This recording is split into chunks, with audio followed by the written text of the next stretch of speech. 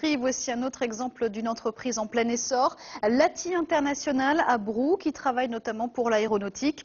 Seul problème, il est de taille, l'entreprise manque de bras.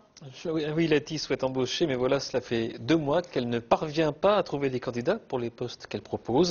Et nous allons voir pour quelles raisons avec Jean-Pierre Aubry et Merak Movsisyan.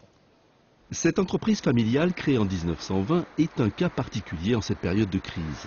Spécialisée dans les garnitures d'étanchéité pour l'aéronautique, le nucléaire et la pharmacie, elle emploie 140 personnes sur son site de Brou en Eure-et-Loir, salaire moyen entre 1500 et 2000 euros par mois.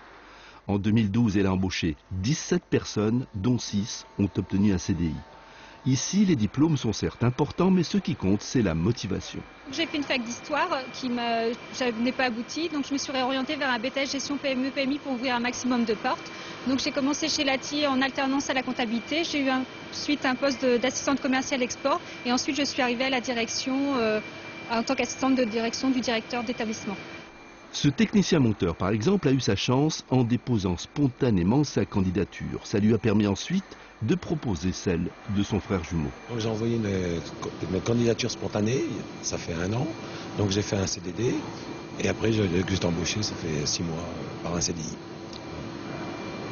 Et vous avez pistonné votre frère? Voilà, c'est ça. Votre frère jumeau? Oui, c'est ça. Pourtant, le gros problème de l'entreprise, actuellement, c'est de trouver du personnel.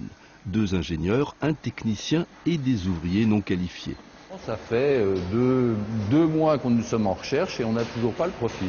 Au même titre qu'en mécanique et en usinage, on recherche un responsable d'usinage et là c'est quasiment la quête du Graal. Je conseillerais aux demandeurs d'emploi de passer régulièrement parce qu'un demandeur qui passe une fois on l'oublie, un demandeur qui passe régulièrement ça finit par être ancré, on finit par penser à lui éventuellement s'il y a un poste qui correspond. Une fois de plus on s'aperçoit qu'il existe toujours un fossé entre l'offre et la demande. À propos